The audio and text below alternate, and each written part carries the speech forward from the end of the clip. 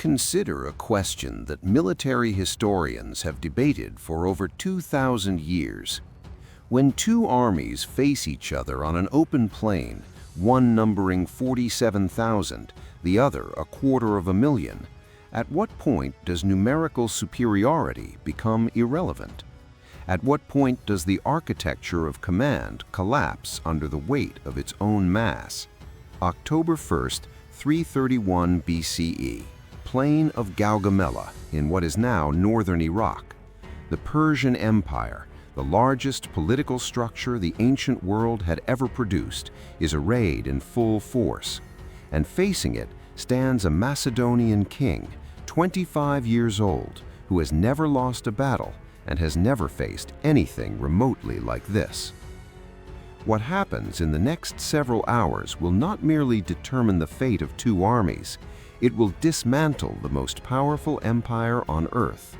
And it will do so not through brute force, but through something far more dangerous: clarity of thought under conditions designed to produce paralysis. To understand Gaugamela, you must first understand the world in which it occurred and the weight of what was at stake on both sides. The Achaemenid Persian Empire, by 331 BCE, had governed the known world for over 2 centuries. Stretching from the Aegean coast of modern Turkey to the plains of Central Asia, from Egypt to the edges of India, it was not merely a military power, it was the administrative framework of an entire civilization. Its royal road network connected provinces thousands of miles apart. Its treasury at Persepolis held wealth that no single nation-state today could easily replicate in proportion. Darius III, its king, was not a weak man. He was a capable administrator who had inherited an empire already under siege. Alexander had crossed into Asia 3 years earlier with a force that, by Persian standards, should have been manageable. His stated justification was retribution for Persia's invasion of Greece in 480 BCE, a grievance that had calcified over generations into a defining political identity for the Macedonian court.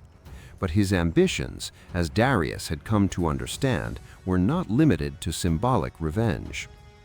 At the Granicus River in 334 BCE, Alexander had shattered a Persian defensive force.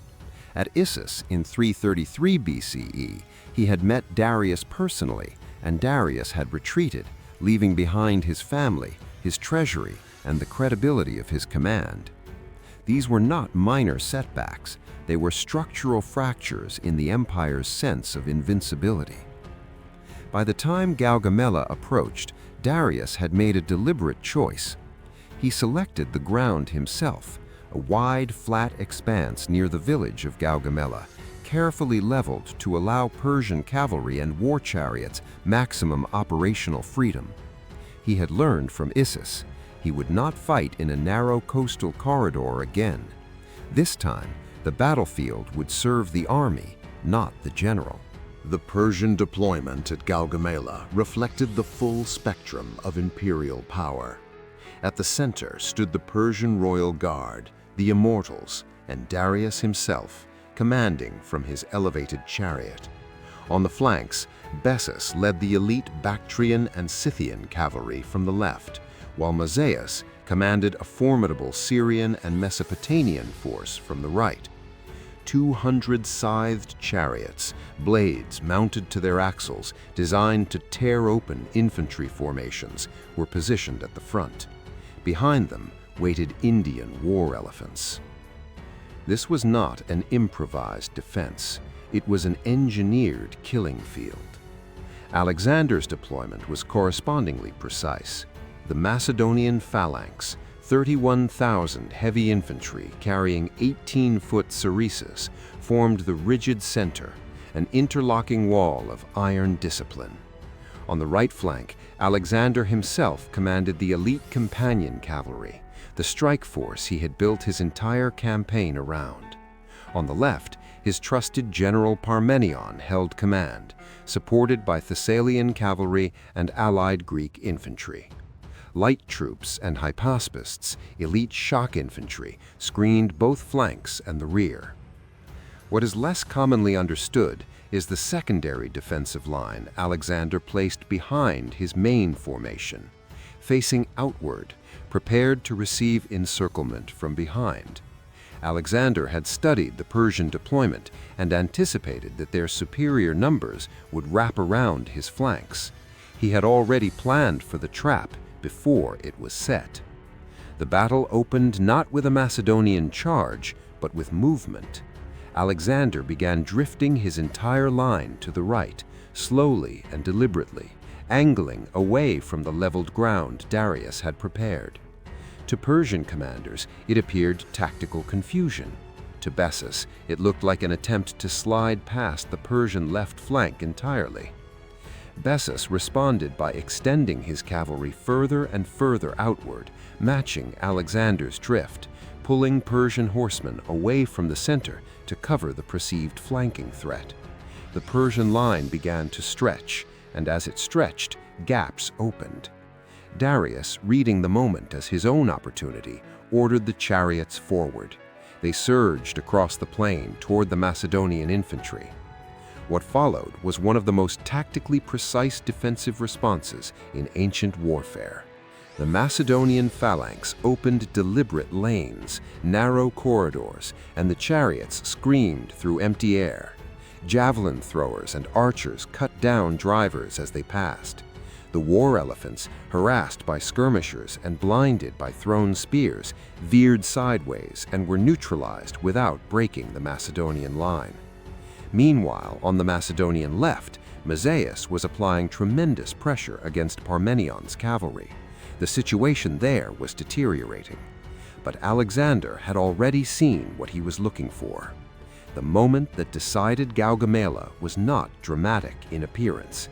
It was a gap, a thin, frayed seam in the Persian left center, where Bessus had pulled his cavalry outward, where infantry had been shuffled to cover the chariot lanes, where coordination had briefly broken down under the complexity of managing 250,000 men across a single field. Alexander saw it. He wheeled the companion cavalry sharply left, formed them into a wedge formation, the oblique charge his father Philip II had refined and he had perfected, and drove directly at the gap, not at the Persian line broadly, at the specific point where Darius stood. The psychological calculation here deserves recognition. Alexander had defeated Darius at Issus by charging directly at the king. Darius had fled. Alexander was now executing the same psychological attack, not because it was guaranteed to work, but because he understood that the Persian command structure radiated outward from one man. Break that man's nerve, and the army would lose its coherence regardless of its size. The companion cavalry wedge struck the Persian center with devastating force. Guards fell. The fighting moved closer to Darius, and for the second time in 2 years, the King of Kings turned his chariot and left the battlefield. The effect was immediate and irreversible. Persian units that had been holding discipline began to disengage. Orders stopped arriving. Bessus, witnessing the collapse of the center, pulled his cavalry back. The Persian formation, which had operated as one vast machine, became thousands of individuals making individual decisions about survival. The immediate consequences unfolded within weeks. Babylon, the ancient heart of Mesopotamian civilization, opened its gates without resistance. Susa surrendered its treasury, which included wealth accumulated over 2 centuries of imperial taxation. Persepolis fell and was subsequently burned, an act that remains historically debated but politically deliberate. Alexander was signaling the closure of the Achaemenid chapter. In the longer arc of history, Gaugamela produced consequences that reshaped civilization itself. The destruction of the Persian administrative apparatus opened Central Asia, Bactria, and the edges of the Indian subcontinent to Hellenic cultural influence. Greek became a language of commerce and governance from Egypt to Afghanistan. The intellectual cross-pollination that followed between Greek philosophy, Persian administration, and Eastern religious traditions formed the cultural substrate of the Hellenistic world, which in turn shaped Rome, early Christianity, and Islamic scholarship. One consequence is rarely emphasized adequately: Alexander's decision mid-battle to turn back and reinforce Parmenion's left flank rather than continue pursuing Darius. He sacrificed the capture and likely the immediate death of the Persian king in order to preserve his army. Darius escaped, the war continued, but Alexander's judgment in that moment revealed something significant about how he understood military command. Victory meant preserving the instrument of power, not satisfying personal ambition. How does Gaugamela compare to other decisive engagements of the ancient world? The battle shares structural similarities with Cannae, fought 30 years later in 216 BCE, where Hannibal annihilated a Roman army twice his size through deliberate encirclement. Both battles exploited the tendency of larger forces to manage mass at the expense of precision. But where Hannibal used geometric encirclement, Alexander used targeted psychological disruption, a fundamentally different theory of victory. The myth that requires correction is the framing of Gaugamela as a triumph of Macedonian military superiority. It was not simply that. The Persian army at Gaugamela was not poorly organized or poorly led. Bessus and Mazaeus were experienced commanders. The chariot and elephant deployment reflected genuine tactical thinking. What failed was the integration of command across too many moving parts and the fatal centralization of morale in a single individual. Alexander's genius at Gaugamela was not the cavalry charge itself. It was the preparation that made the charge possible, the deliberate drift that stretched the Persian left, the defensive lanes for the chariots, the secondary rear-facing line that neutralized encirclement, and the precise identification of the gap before it fully formed. The charge was the final act of a battle that Alexander had, in a meaningful sense, already decided. Gaugamela teaches something that transcends military history. It demonstrates that the greatest organizations in the world, governments, armies, empires, are ultimately vulnerable to the same structural flaw: the inability to maintain coherence when the individual at the center of command loses their nerve. Darius III was not a coward in any straightforward sense. He was a ruler who had inherited an administrative system that concentrated authority at the apex, a system that functioned brilliantly in peace and became catastrophically brittle under precise, personalized pressure. Alexander understood that. He did not attack the empire, he attacked the man holding it together. 2,300 years later, the lesson remains uncomfortable and relevant. Power that cannot survive the removal of one person is not, in the end, power at all. It is dependency, dressed in the language of strength. Darius escaped Gaugamela. He fled east, deeper into the empire he was rapidly losing. Alexander followed, not after territory, but after legitimacy. The pursuit led into mountain passes, into the cold interior of the Persian heartland, toward one final confrontation at a narrow canyon called the Persian Gate, where the empire's last serious military force lay in ambush. That story is next.